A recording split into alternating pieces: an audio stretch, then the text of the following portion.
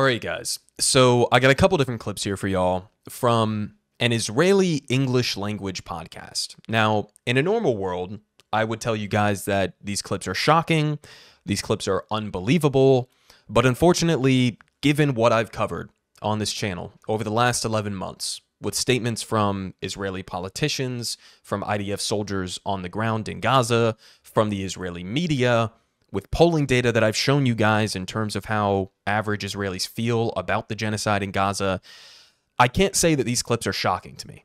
They're not shocking. They should be, but here we have the Two Nice Jewish Boys podcast, and they're going to explain to us how they feel about the extermination of the Palestinian people and how they feel that their views are actually representative of your average Jewish Israeli. Let's go ahead and watch this first clip here. What we're doing in Gaza. Because in Gaza, maybe there's mass destruction, but there's not massive death. Or deportation. Or deportation. Anyway, so, you know, when you sit on your high horse, and, you know, I'm sure, I don't mean to belittle our listeners. We love you guys. But if you're listening to our words and saying, how could they be advocating to, you know, do massive bombing, indiscriminate bombing, you know, how could they talk about killing children? We're not advocating to target children, but forgive us if we don't give a shit. If, you know, everybody there dies.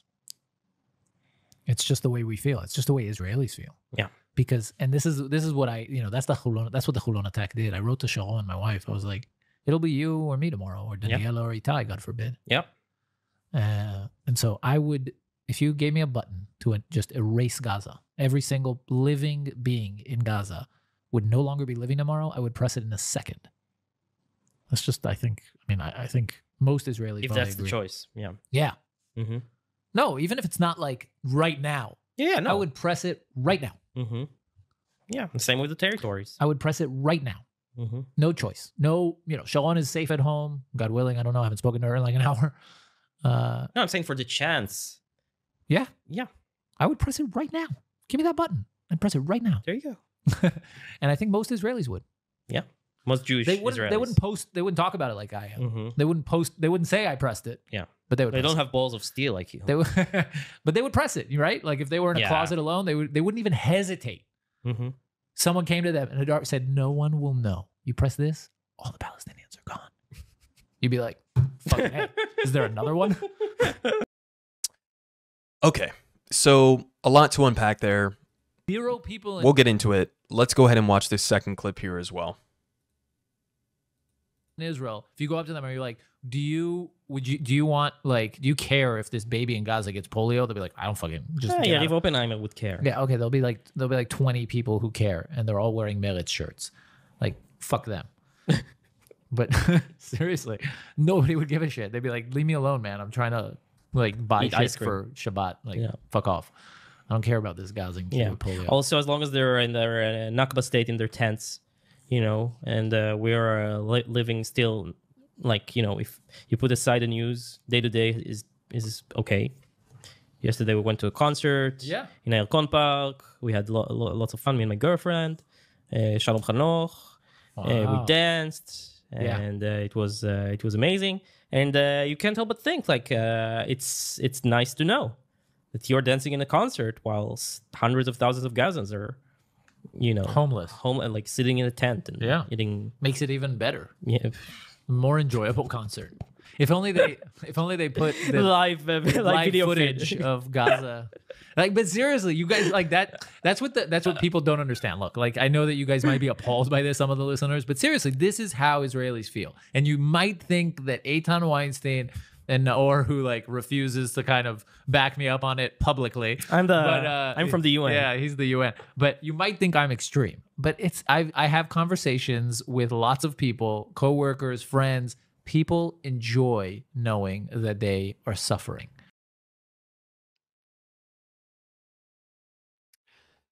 What do you say at this point, other than this is a society that is so far gone in terms of the dehumanization of Palestinians that it's almost unrecoverable at this point?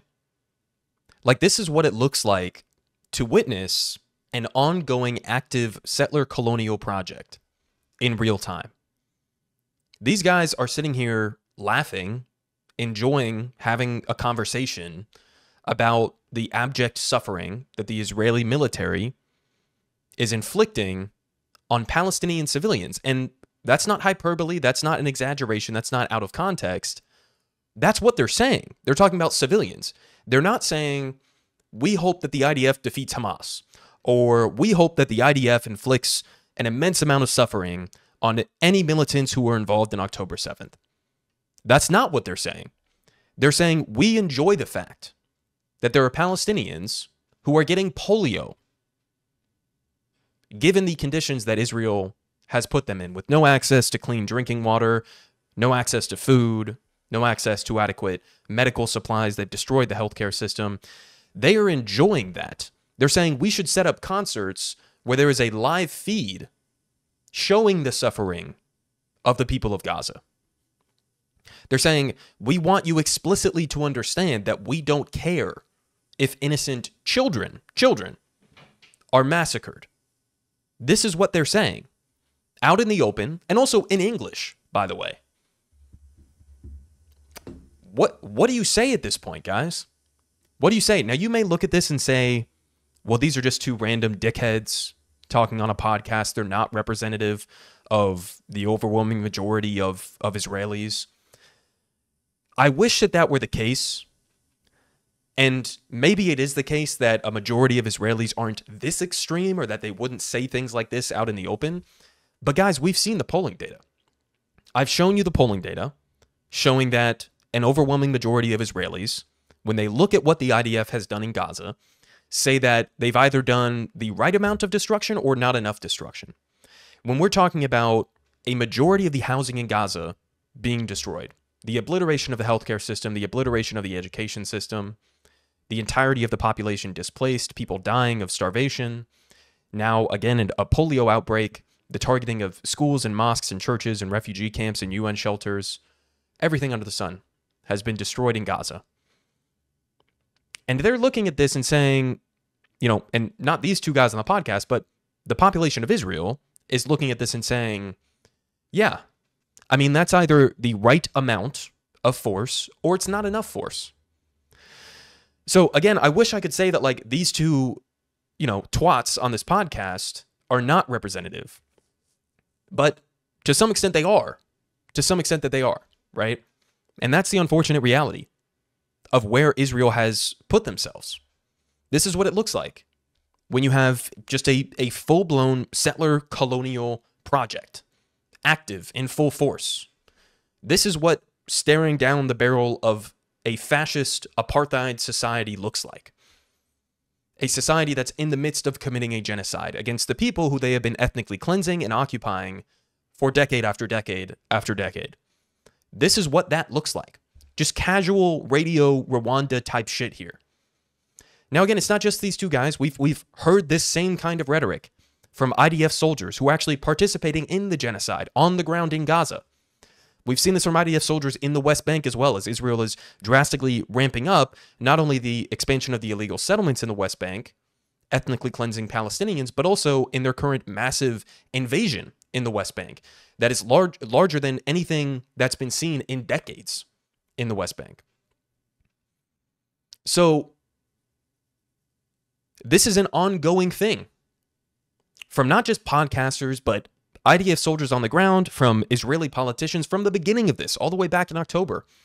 We all heard the quotes. We're going to cut off the food, the water, the electricity, right? We're going to do a Nakba 2.0. You know, Netanyahu invoking the biblical story of Amalek to wipe out the men, the women, the children, the ox, the camel, the sheep.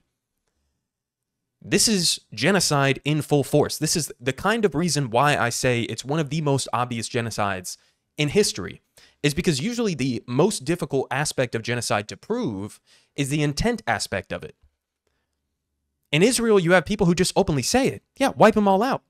If I had a button in front of me where tomorrow Palestinians, notice he had the opportunity there, again, to say, if there was a red button in front of me to wipe out Hamas, or to wipe out, you know, people who want to eliminate Israel, or to kill Jewish people, he didn't say any of that.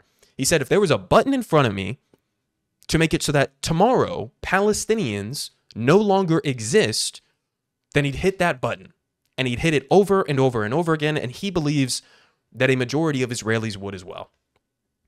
Now, they did follow up on this, and believe it or not, they're trying to claim that these clips that have been circulating, some of the ones I just showed you, were taken out of context. Now, this tweet is insane to me because, again, they say it's out of context, but then they go on to prove that, no, it was actually like fully in context given the beliefs that you're outlining here. So let's read through this tweet real quick. They start off, they say, there's quite a bit of chatter going on about some of the comments made on the podcast recently. We want to properly address that. Firstly, the video circulating was taken out of context. Okay, so what's the context? In the original recording, we made it very clear that we did not call for the genocide of Palestinians. Do we need to play back the clips we just watched? There has never been in the history of humanity a more clear call for a genocide. You just said, if we could wipe out the entirety of a specific ethnic group of people, the Palestinian people, then we would do it. That's a call for genocide. That's exactly what that is. There's no way around that. There's no way to take that out of context. That's what you just fucking said in a number of different ways, back to back to back. That's not out of context. He says he doesn't call for the genocide of Palestinians, but wait, because he's going to reaffirm that he does. He says we were making a larger point about the fact that most Jewish Israelis do not care about the cost in civilian casualties on the Palestinian side in order to secure Israel. What does that sound like to you guys? A majority of Israelis do not care about the cost in civilian casualties on the Palestinian side. They continue, they say, within that context, we entertained a hypothetical situation that would rid Israel of the imminent threat posed by our Palestinian enemies who overwhelmingly support Hamas and wish to kill us all.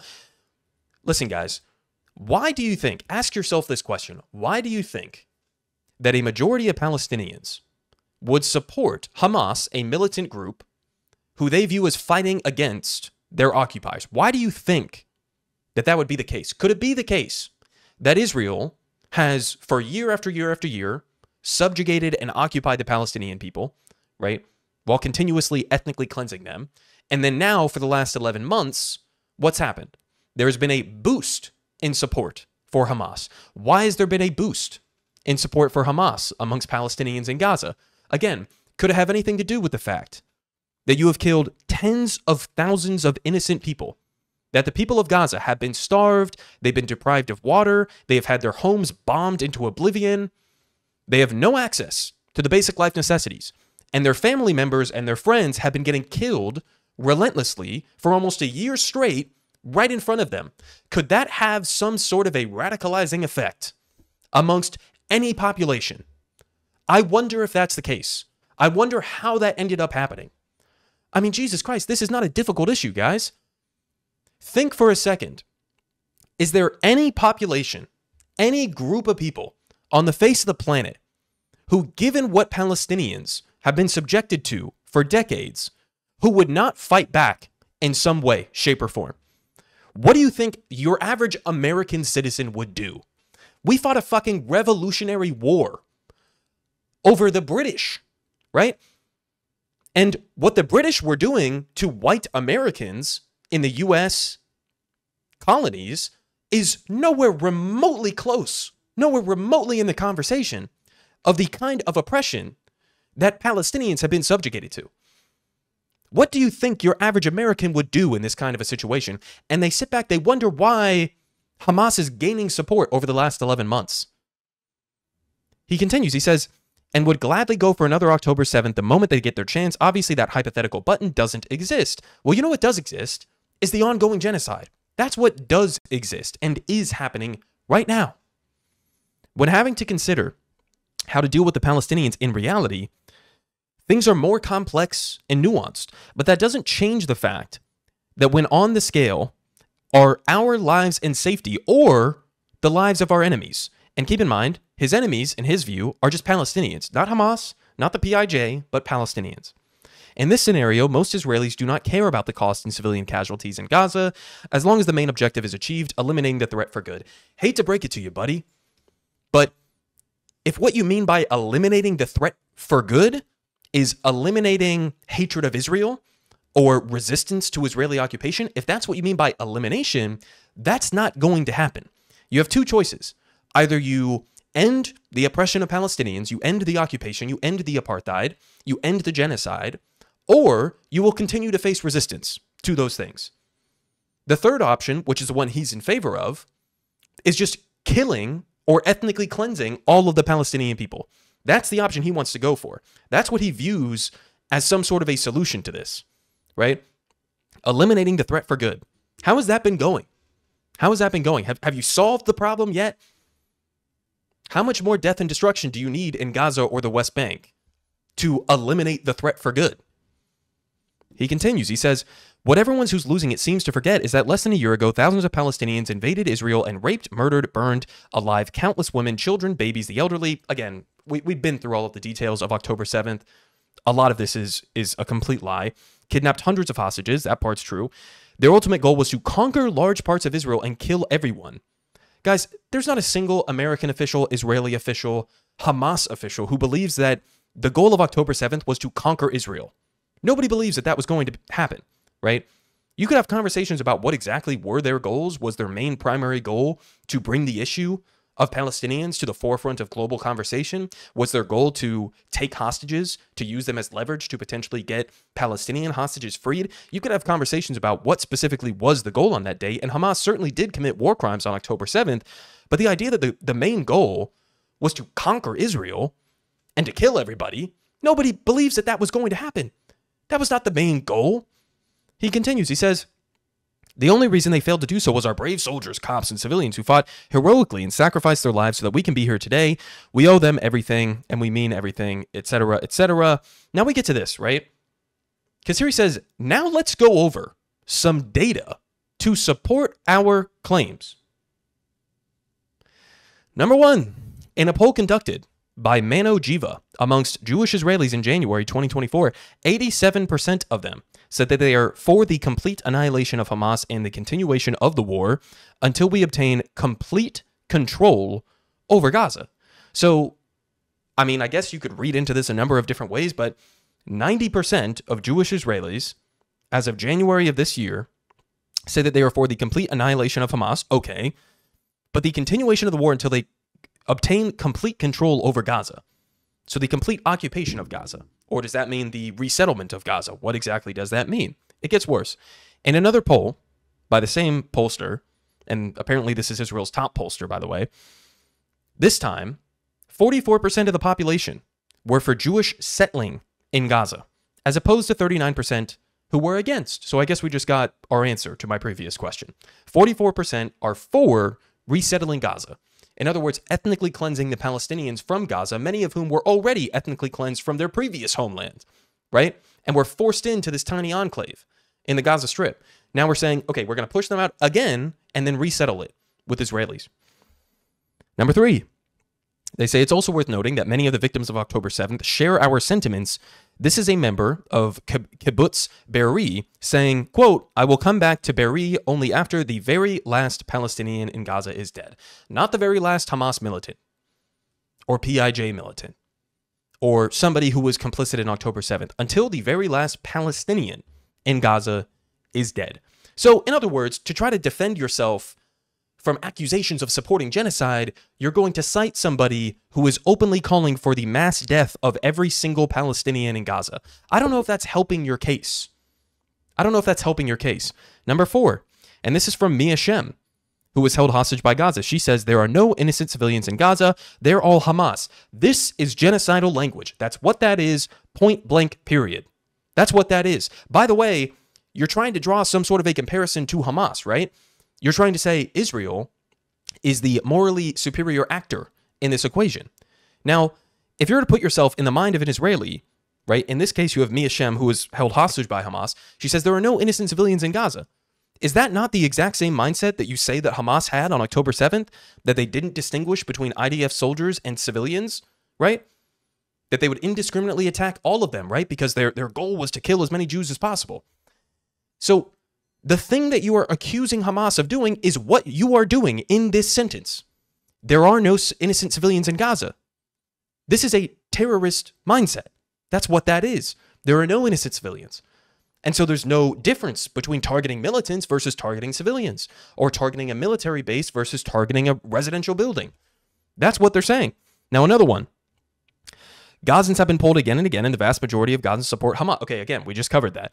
Now, to conclude, he says the video circulating was taken out of context. The fact that most Israelis think that the threat posed from Gaza and Gazans must be rooted out by any means necessary is beyond any doubt. People from Gaza, the PA, and all around the world who support Hamas are actively seeking to kill us and destroy the only Jewish state. If you want to kill us, we will rise and kill you first.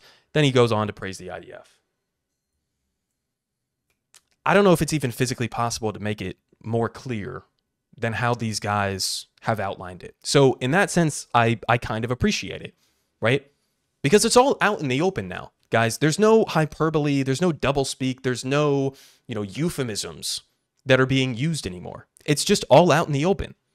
We're witnessing an ongoing genocide in Gaza. We are witnessing the escalation of an ethnic cleansing in the West Bank.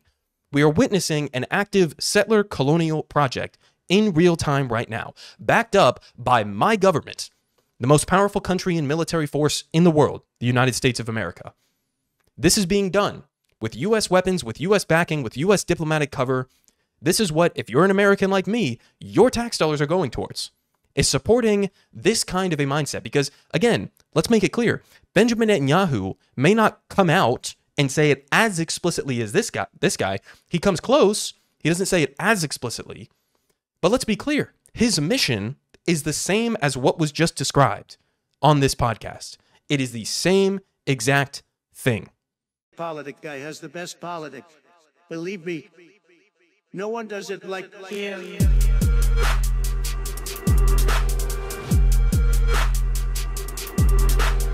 Believe me, everyone is saying